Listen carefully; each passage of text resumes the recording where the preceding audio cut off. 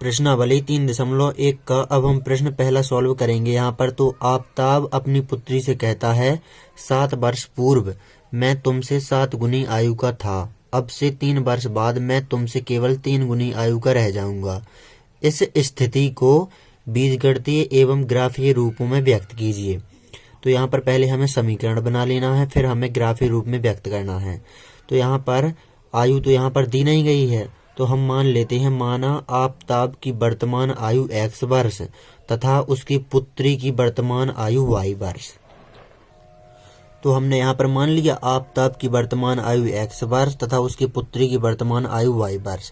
अब यहाँ पर प्रश्नानुसार देखेंगे हम कि पहली शर्त है 7 वर्ष पूर्व और दूसरी शर्त है 3 वर्ष बाद। तो जब पूर्व कहा जाए तो उसकी वर्तमान आयु में से हम घटाते हैं, और जब बाद कहा जाए तो उसकी वर्तमान आयु में हम जोड़ते हैं। तो यहाँ पर 7 वर्ष पूर्व कहा गया है तो उसकी वर्तमान आयु में से हम 7 को घटा देंगे, और यहाँ पर दूसरी शर्त में 3 वर्ष बाद कहा गया है तो उसकी वर्तमान आयु में हम 3 जोड़ देंगे। तो पहले हम प्रश्नानुसार पहली शर्त देखते हैं, 7 वर्ष पूर्व मैं तुमसे 7 गुनी आयु का था, यानी कि आफताब अपनी पुत्री से कहता है कि 7 वर्ष पूर्व मैं तुमसे 7 गुनी आयु का था। तो पहले तो हम दोनों की वर्तमान आयु यहाँ पर लिख देते हैं। इस तरफ लिख दी हमने आफताब की वर्तमान आयु और इस तरफ लिख दी हमने उसकी पुत्री की वर्तमान आयु। अब यहाँ पर 7 वर्ष पूर्व कहा गया है तो दोनों की आयु में से हम 7 को घटा देते हैं। अब कहा गया है 7 वर्ष पूर्व मैं, यह है आफताब की आयु 7 वर्ष पूर्व, मैं तुमसे, उसकी पुत्री की आयु से 7 गुनी थी आफताब की आयु। तो यहाँ पर बराबर करने के लिए इसकी आयु, आफताब की आयु 7 गुनी थी तो हम उल्टा करते हैं, तो इसको हम 7 गुना कर देते हैं तभी बराबर होगी। इस प्रकार हम यहाँ पर बराबर किया करते हैं। तो यहाँ पर हमने 7 को उल्टा गुणा कर दिया, क्योंकि यहाँ पर 7 वर्ष इसकी आयु कहा गया था आफताब की, तो हमने उसकी पुत्री की आयु को इसके बराबर करने के लिए उस 7 का गुणा इस तरफ कर दिया। अब हम यहाँ पर आगे सॉल्व करेंगे तो x माइनस 7 ये ज्यों का त्यों लिख देंगे हम, और इस तरफ 7 का हम अंदर गुणा कर देंगे। तो 7 का गुणा y में होगा तो 7y, और माइनस का चिन्ह लगाया, 7 का गुणा 7 में होगा तो 49। अब हम और आगे सॉल्व करेंगे यहाँ पर। तो यहाँ पर इस 49 का जो माइनस के 49 है बराबर के इस तरफ पक्षांतरण कर देंगे। तो x माइनस 7 इस तरफ ज्यों का त्यों और 49 बराबर के इस तरफ आएंगे तो प्लस के 49 हो जाएंगे, और बराबर के इस तरफ बचेगा 7y। अब हम यहाँ पर आगे सॉल्व करेंगे तो इस 7y को हम इस तरफ लिख सकते हैं इस प्रकार, और बराबर का चिन्ह लगाया। अब यहाँ पर x ये ज्यों का त्यों, और प्लस के 49 में से माइनस के 7 घटेंगे तो प्लस के 42 बचेंगे। अब हम यहाँ पर चूंकि ग्राफीय रूप में हमें व्यक्त करना है तो हम सीधा सीधा ग्राफ के लिए ही समीकरण को बनाएंगे। तो यहाँ पर जो 7 ये गुणा में है y के, इसका हम बराबर के इस तरफ पक्षांतरण करेंगे तो यहाँ पर इस तरफ बचेगा ये y, और x प्लस 42 ये ज्यों के त्यों रहेंगे, और जो 7 ये गुणा में था y के वो इस तरफ इन दोनों के भाग में आ जाएगा। अब इसे दे देंगे हम समीकरण 1 नाम देंगे इसे। अब हम यहाँ पर दूसरी शर्त देखेंगे।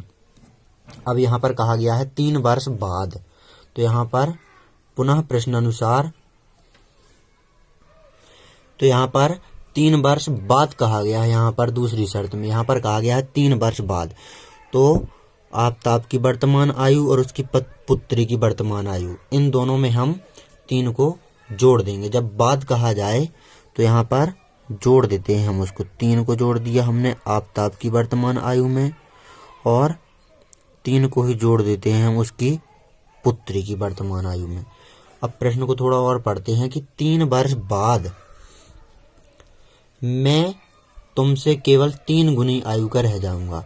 तो आफताब कह रहा है ये अपनी पुत्री से कि अब से 3 वर्ष बाद मैं तुमसे केवल 3 गुनी आयु का रह जाऊंगा।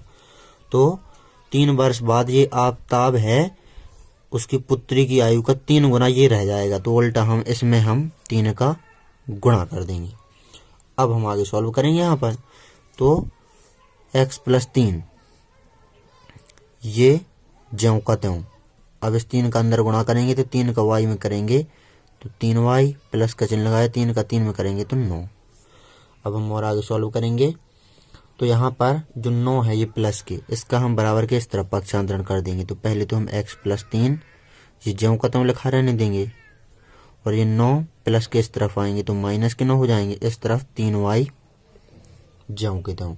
अब हम इस 3y को इस तरफ लिख लेते हैं, और इस तरफ बचेगा x, और माइनस के 9 में से प्लस के 3 घट जाएंगे तो माइनस के 6 बचेंगे। अब यहाँ पर जो 3 ये गुणा में है y के साथ में, इसका हम बराबर के उस तरफ पक्षांतरण कर देंगे।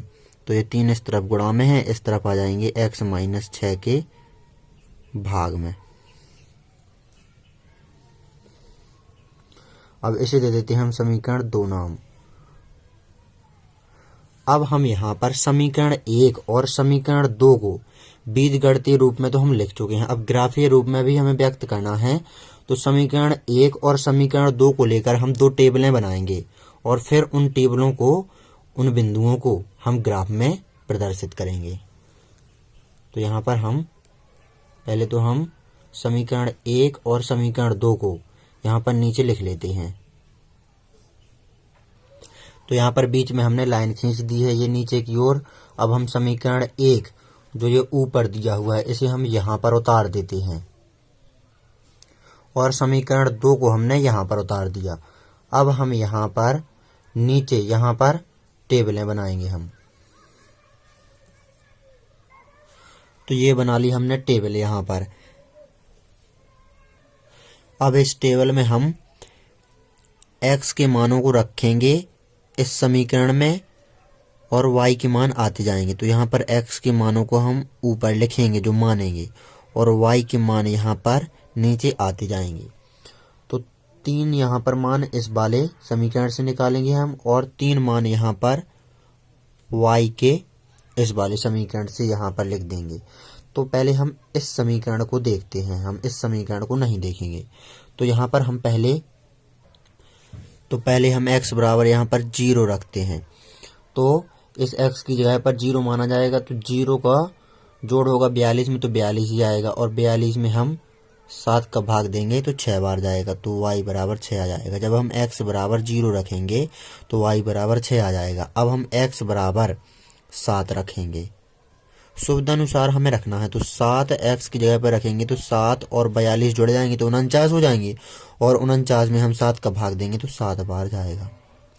अब हम x की जगह पर -7 रखेंगे, x बराबर हम -7 रखेंगे तो यहाँ पर 42 में से ये 7 घट जाएंगे तो 35 बचेंगे, और 35 में हम 7 का भाग देंगे तो 5 बार जाएगा। अब हम यहाँ पर इस समीकरण में मान रखेंगे x के। हमने एक टेबल तो यहाँ पर पहले समीकरण से ये बना ली, अब हम दूसरे समीकरण से यहाँ पर टेबल बनाएंगे। तो यहाँ पर x की जगह पर यहाँ पर भी हम पहले 0 रखते हैं। ये जरूरी नहीं है कि सेम टू सेम मान रखना पड़े, जो सुविधा अनुसार है वही रखते हैं। तो x बराबर हम यहाँ पर 0 रखेंगे तो -6 बचेंगे। अब यहाँ पर -6 में हम 3 का भाग देंगे तो -2 आ जाएगा। अब हम x की जगह पर अगर प्लस के 3 रख दें तो यहाँ पर -6 में से ये प्लस के 3 घट जाएंगे तो -3 बचेंगे, और -3 में 3 का भाग देंगे तो -1 बार जाएगा। अब यहाँ पर x की जगह पर हम -3 रखते हैं।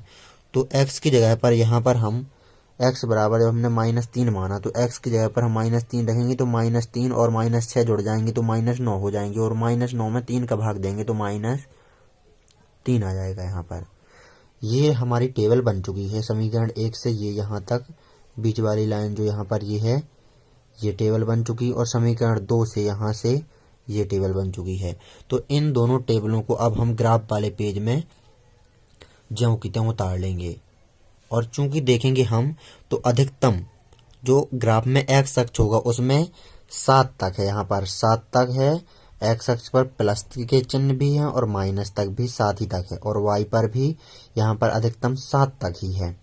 तो यहाँ पर 7 7 7 7 लेकर के 4 अक्ष तक हम लिख लेंगे सुविधा अनुसार। तो यहाँ पर ये हमने ग्राफ खींच लिया। इस तरफ है एक्स अक्ष धनात्मक और इस तरफ है एक्स अक्ष ऋणात्मक, और ऊपर की ओर है वाई अक्ष धनात्मक और नीचे की ओर है वाई अक्ष ऋणात्मक, और यहाँ पर है बिंदु 0 0।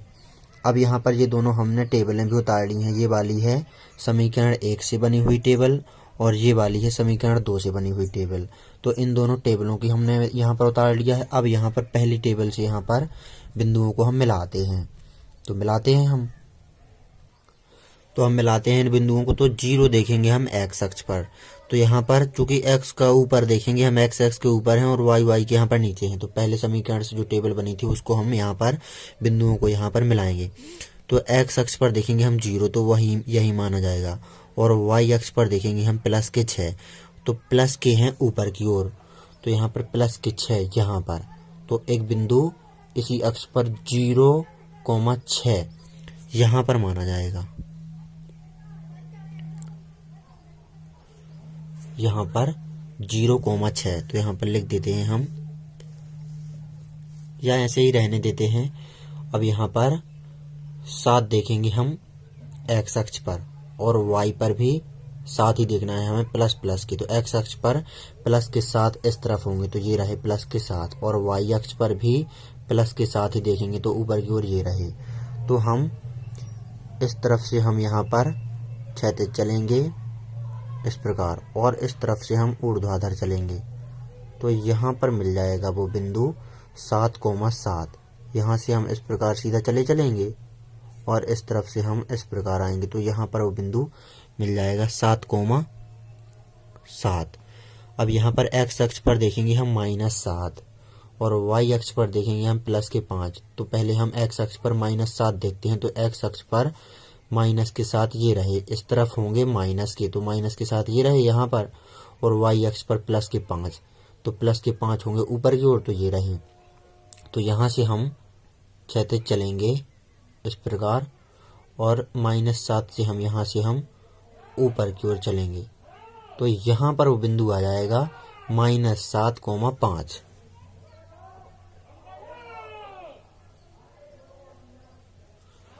तो ये तीनों बिंदु हमारे आ गए।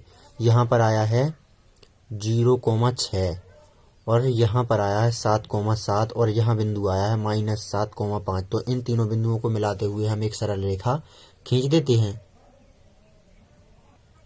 तो समीकरण 1 वाले जो बिंदु थे वो तो हमने इस ग्राफ में दर्शा दिए। अब समीकरण 2 वाली जो टेबल है, इन बिंदुओं को भी हम इस ग्राफ में दर्शाएंगे। तो यहाँ पर 0 देखेंगे एक्स अक्ष पर, तो 0 यहाँ पर माना जाएगा, यहीं पर बिंदु जो है।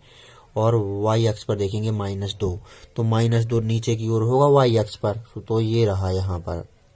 तो इसी अक्ष पर माना जाएगा 0, -2, तो यहाँ पर माना जाएगा ये। अब एक्स अक्ष पर देखेंगे हम प्लस के 3, तो प्लस के 3 इस तरफ होंगे एक्स अक्ष पर, तो ये रहे। और -1 देखेंगे हम वाई अक्ष पर, तो -1 ये रहा। तो प्लस के 3 और -1 यहाँ पर मिलेंगे। इस तरफ से हम नीचे की ओर आएंगे और इस तरफ से हम क्षैतिज चलेंगे, तो यहाँ पर बिंदु मिल जाएगा 3, -1। अब यहाँ पर एक्स अक्ष पर देखेंगे हम -3, तो एक्स अक्ष पर -3 ये रहे, चूंकि एक्स अक्ष ये है माइनस वाला, और वाई अक्ष पर भी -3 देखेंगे, तो वाई अक्ष नीचे की ओर होगा माइनस वाला, तो यहाँ पर ये रहे -3। तो यहाँ से हम क्षैतिज चलेंगे और इस -3 जो एक्स अक्ष का -3 है, यहाँ से हम नीचे की ओर चलेंगे, तो यहाँ पर वो बिंदु मिल जाएगा -3, -3। तो ये मिल गए तीनों बिंदु। ये मिल गया यहाँ पर 0, -2 और ये मिल गया 3, -1 और ये वाला बिंदु है -3, -3। पहले हम एक्स वाला देखते हैं, तो एक्स वाला -3 और ये वाई वाला भी -3, तो यहाँ पर बिंदु मिल गए। अब इन तीनों बिंदुओं को मिलाते हुए भी हम एक सरल रेखा खींच देते हैं। तो ये दर्शा दिए हमने दोनों टेबलों के बिंदुओं को। तो इस प्रकार आपको इस प्रश्न को अच्छी तरह से नोट कर लेना है और हल करना भी सीख लेना है।